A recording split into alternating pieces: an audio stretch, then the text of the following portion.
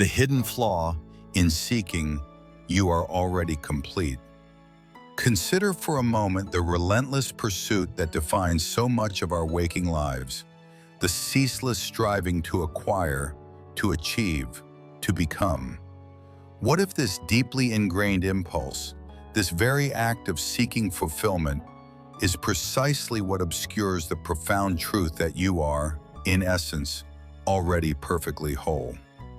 The answers we chase often lie not ahead, but deep within the quiet acceptance of what is.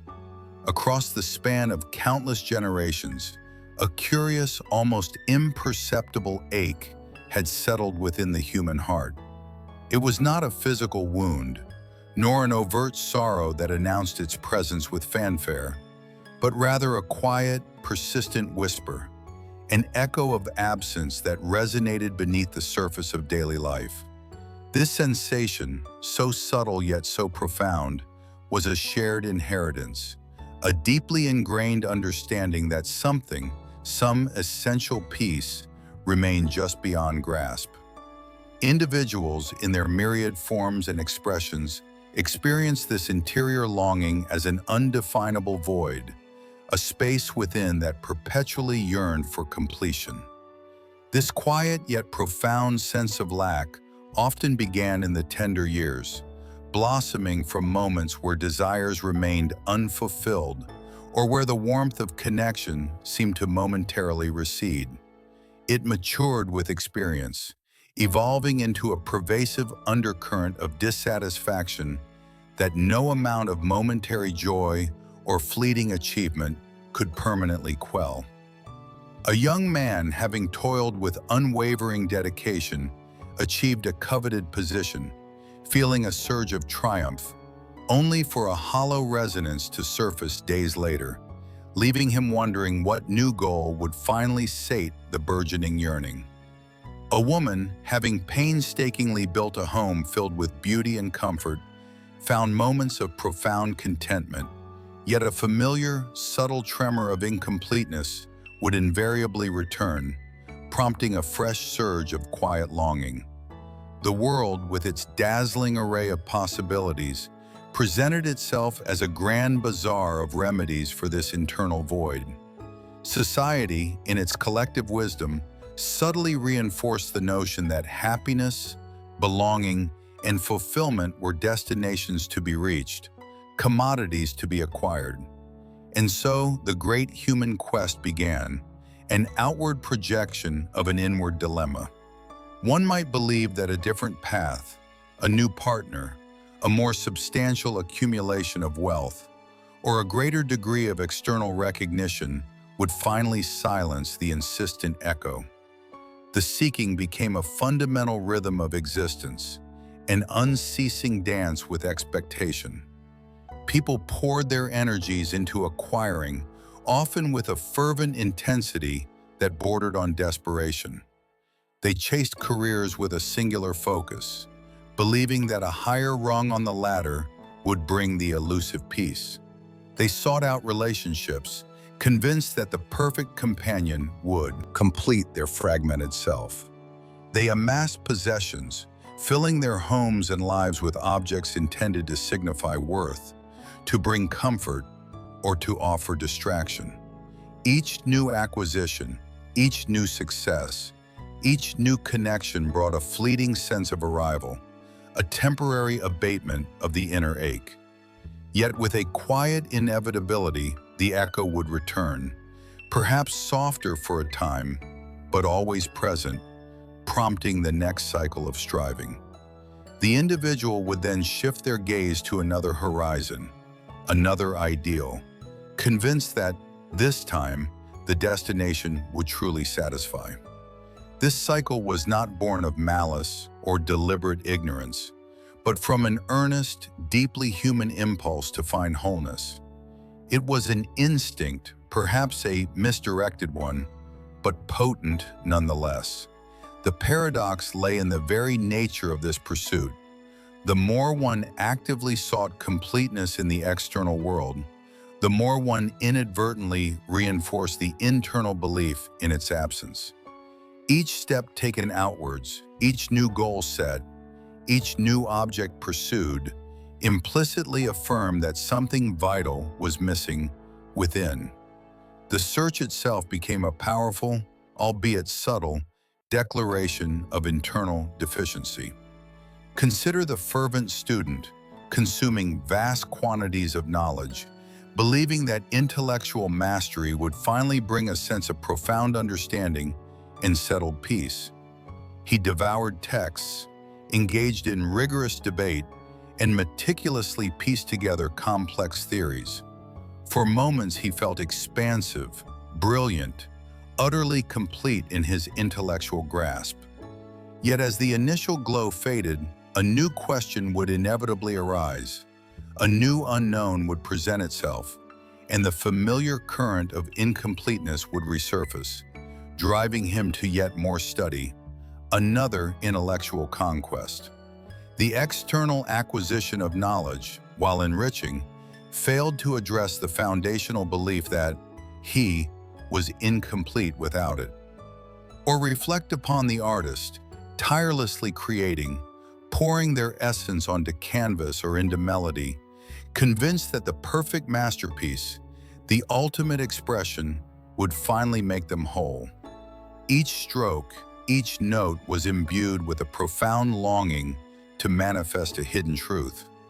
When a piece was finished, a moment of profound satisfaction would arrive, a sense of having touched something pure. But soon the critical eye would discern a subtle flaw. The yearning for greater expression would reassert itself, and the artist would turn to a new work, forever chasing an elusive perfection that always seemed just beyond the current creation. The creative act, while fulfilling in its own right, unintentionally mirrored the deep-seated belief in a fundamental artistic inadequacy that required constant external validation through output. This pattern, though varied in its expression, was remarkably consistent. The thrill of a new romantic connection promised an end to loneliness, a merging of two halves into a perfect whole. For a time, the world felt vibrant, full, and the self felt utterly complete. But inevitably, the initial intensity would soften. The distinctness of two separate beings would reappear, and the subtle echo of absence would once again find its resonance. The beloved, though cherished, could not fill a void that was never truly theirs to occupy. The profound conflict, then, lay not in the objects of desire themselves, but in the underlying assumption that such a void actually existed to be filled.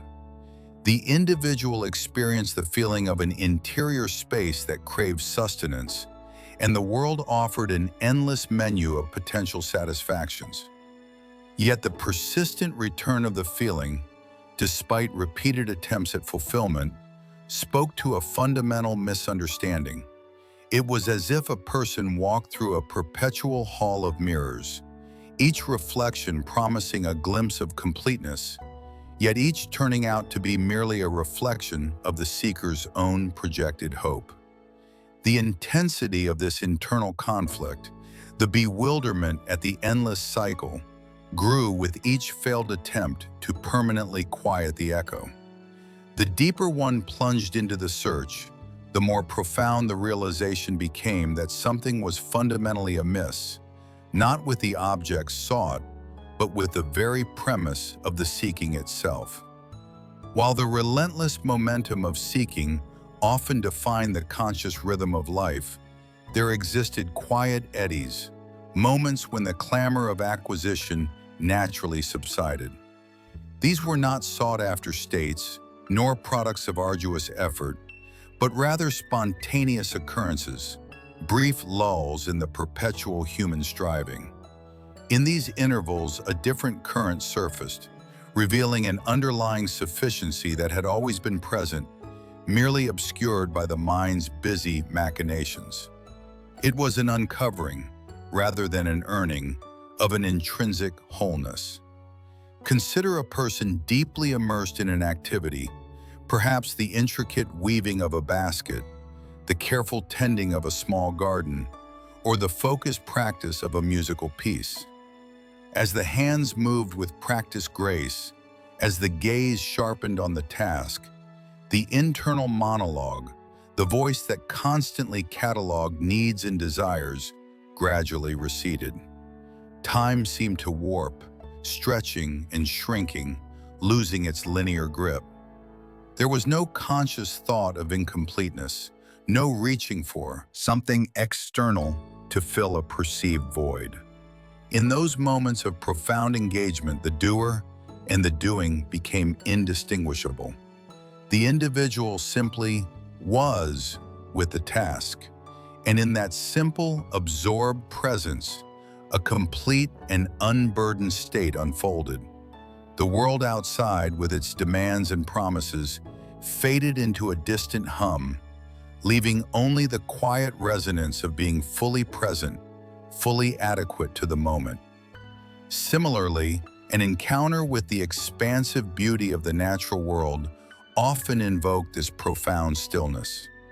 Standing before a vast, open sea or beneath a canopy of ancient trees, the small, individualized concerns of personal identity often dissolved. The observer might find their attention drawn entirely outwards, swept up in the grandeur of the landscape. The anxieties about the future, the regrets about the past, and the pervasive sense of not enoughness that typically accompanied the self-referential mind all seemed to gently fall away. There was no striving for a better view, no yearning for a different sky. There was simply the vastness, the breath of the wind, the scent of the earth.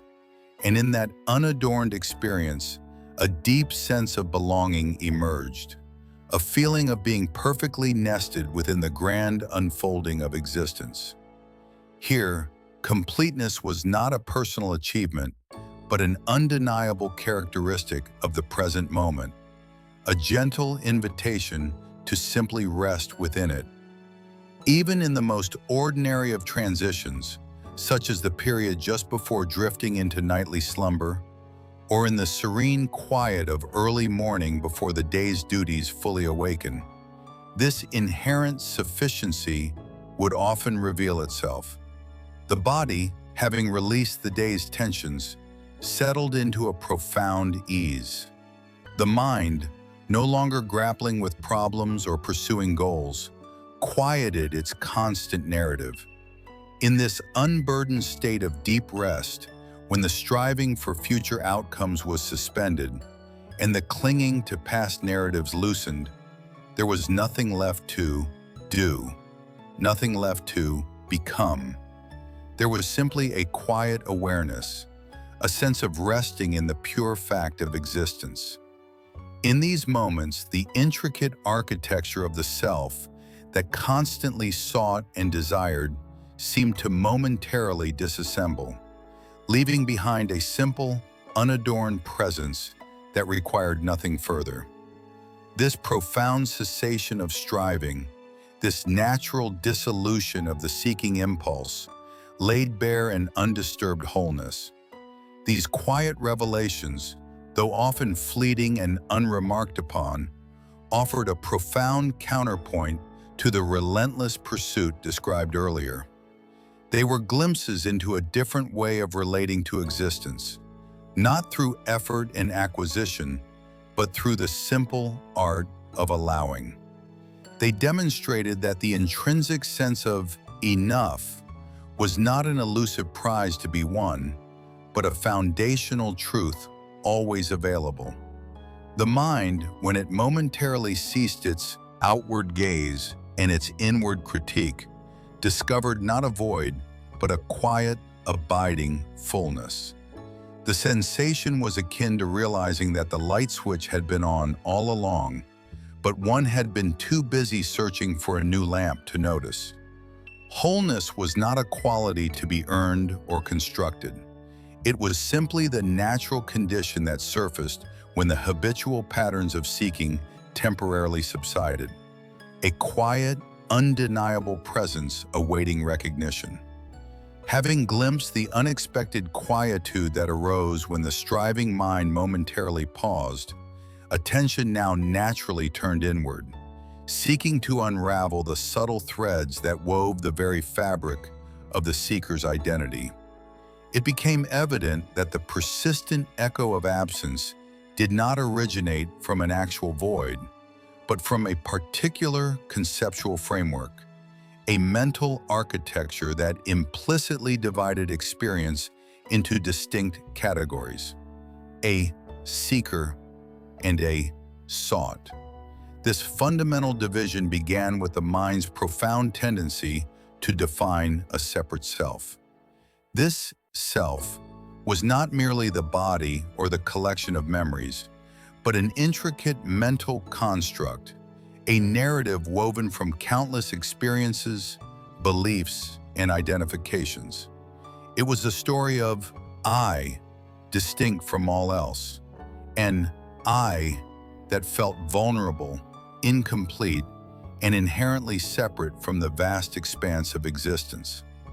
This deeply ingrained sense of individuality, while serving many practical functions in navigating the world, also carried with it the subtle burden of perceived fragmentation.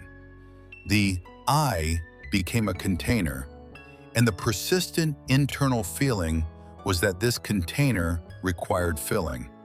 From this foundational belief in a separate and incomplete self, the mind then began its elaborate process of projection. It took the indefinable longing, the deep-seated intuition of something missing, and externalized it. Ideals of happiness, peace, and fulfillment were not recognized as intrinsic qualities of being, but rather as future states to be achieved or external objects to be acquired. A person might envision a perfectly harmonious relationship, a universally acclaimed accomplishment, or a serene, unburdened future as the ultimate antidote to their inner disquiet. These projected ideals became the sought, the destinations of the seeker's tireless journey. The very act of defining these external targets created a distance, a chasm between the current perceived state of not enough and the idealized state of finally complete. This dynamic established a powerful, self-perpetuating cycle. Each time the mind conceived of a better state, a more perfect situation, or a different self as the source of completion, it inadvertently reinforced the underlying premise that the current self was inherently deficient. The pursuit itself, no matter how noble or well-intentioned, became a constant affirmation of an imagined lack. If one tirelessly worked towards a grand achievement, it was predicated on the belief that without it, something essential was missing.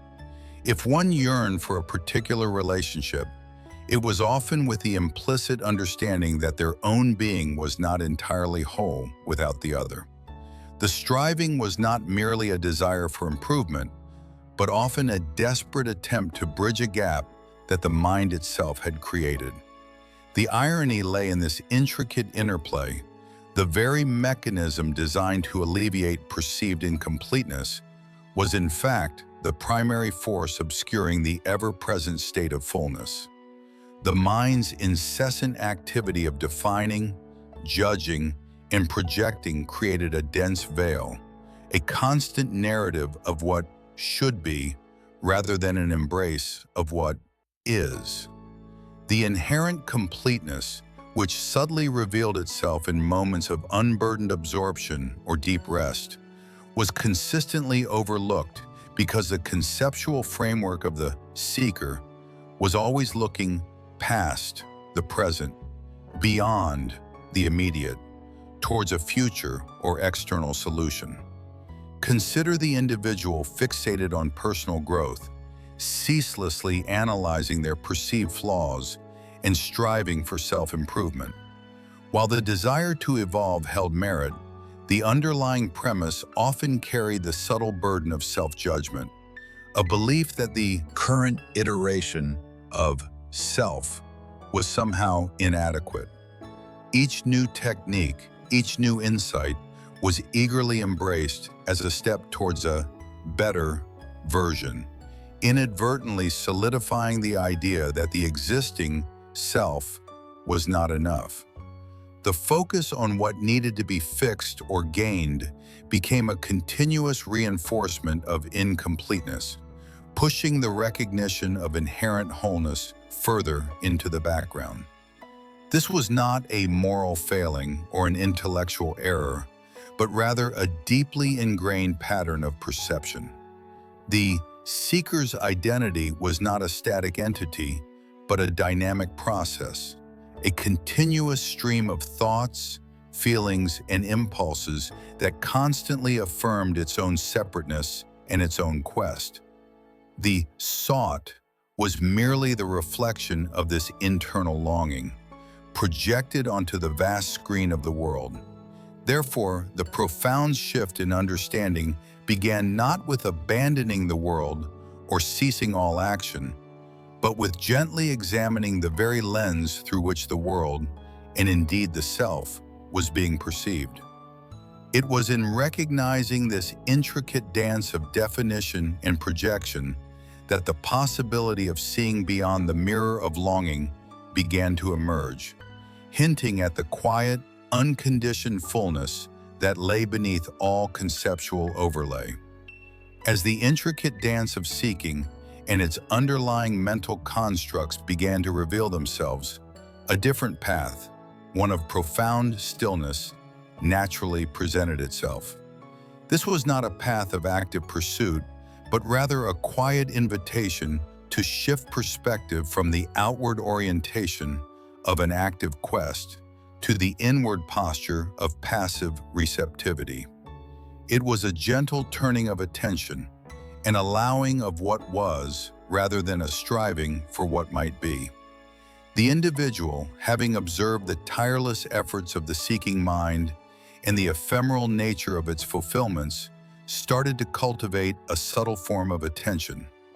Instead of reaching beyond the immediate horizon, they began to simply notice what remained when the impulse to seek momentarily softened or completely faded. It was like settling into a comfortable chair after a long journey, allowing the body to relax and the mind to quiet its itinerary. In those moments of cessation, when the internal dialogue of needing or wanting temporarily hushed, something else surfaced, a serene presence, an undeniable sense of being, untainted by judgment or comparison. This emergent presence was not something new, not an acquisition or an outcome of strenuous effort. It was instead a recognition of an inherent perfection that had always been the quiet ground of all experience. It was the unmoving backdrop against which all the fluctuations of life, joy and sorrow, success and struggle, played out. The profound understanding that dawned was not found in accumulating further knowledge or mastering new techniques, but in simply resting in this foundational completeness. It was a realization that fulfillment was not a treasure buried in a distant land, but the very earth beneath one's feet. This shift entailed a gradual disentangling of one's sense of fulfillment from external conditions. No longer did the heart's peace hinge on the acquisition of a new possession, the achievement of a particular status, or the affirmation of another person. The joy that arose from a beautiful sunset or a warm conversation was appreciated for its own sake, not as a temporary patch for an underlying deficiency. The mind began to perceive that these experiences were not sources of completeness, but rather vibrant expressions within an already complete existence. The world's offerings became ornaments on an already perfect tree rather than essential building blocks. Consider someone who had always believed their happiness depended on achieving a certain level of societal recognition. They had poured immense energy into their work, constantly striving, forever feeling a subtle pressure to prove their worth. With this shift in perspective, they began to observe the pure act of creation itself, the flow of their own intelligence, the simple satisfaction of engaging with a task without the added burden of external validation. They found moments of deep contentment in the process, realizing that the value of their being did not ebb and flow with public opinion. The accolades, if they came, were seen as pleasant additions, not necessary components for their internal sense of peace. Similarly, an individual who had long sought solace and definition within romantic partnerships began to notice the quiet integrity of their own presence. Instead of viewing another as the missing piece of a fragmented self, they experienced connection as an enriching dance between two already whole beings. The fear of loneliness, which had once driven frantic searches, began to dissolve into a gentle appreciation for solitude, revealing it not as an absence of companionship, but as a space for unconditioned self-awareness. This receptive posture was akin to letting go of a tightly clenched fist. The effort of holding on, of reaching, of constantly defining what was needed, gradually relaxed. What emerged was the open palm of acceptance, ready to receive what was present without judgment or immediate categorization. This was not an act of resignation or apathy, but a deep, intelligent understanding that the relentless pursuit of something more often obscured the quiet abundance of what is. The perceived emptiness was not a lack in the fabric of existence, but a misunderstanding of one's own intrinsic nature. The profound realization was that the quest had always been for what was already here, veiled by the very act of looking elsewhere. The recognition of one's inherent completeness, once a quiet revelation, began to unfold not as a final destination, but as a living, dynamic understanding that profoundly reshaped one's engagement with the world. It was not a static state to be achieved and then held, but a pervasive, underlying awareness that infused every aspect of being and doing. This deep-seated knowing transmuted the very impulse to act, shifting its origin from a desperate drive to fill a perceived void to a natural emanation from a wellspring of fullness. With this living understanding, a profound sense of ease settled into the individual's experience. The ceaseless internal pressure to prove, to become, or to acquire something more gently dissipated. Life's challenges were still encountered, and desires still arose, yet they were met with a newfound spaciousness, without the familiar undercurrent of anxiety or fundamental lack. Decisions were made not from a place of frantic scarcity, but from a calm recognition of present capacities, unburdened by the relentless demands of an imagined deficient self. The breath deepened, the shoulders relaxed, and a quiet confidence emerged, not born of egoic assertion, but from the simple, undeniable knowing of one's intrinsic worth. This ease naturally fostered a deeper authenticity. When actions no longer stem from a need to compensate for an internal perceived flaw, or to conform to external expectations in order to gain approval, they became a more genuine expression of one's true nature. The masks that had once been worn, the roles that had been played to fit into societal molds or to attract external validation, began to gently fall away. There was no longer a compelling reason to pretend, to strive for an image that was not one's own. Speech became clearer, intentions more transparent, and relationships were entered into with a profound honesty, rooted in the secure foundation of self-acceptance. One spoke and acted from the quiet authority of what was, rather than the anxious projection of what should be. Furthermore, this recognition cultivated a more natural and profound sense of connection.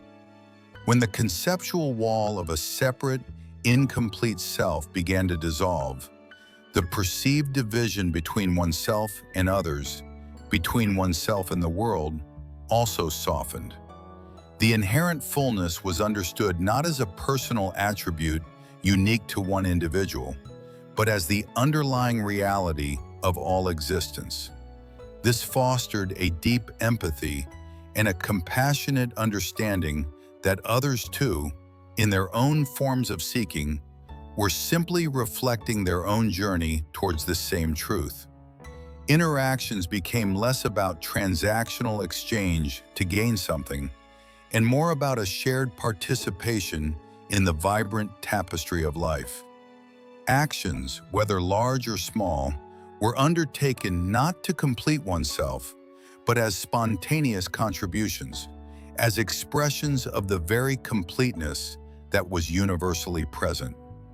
The path, therefore, was not one of reaching an ultimate finish line, but of continually unfolding into the vast, unbound wholeness that had always simply been.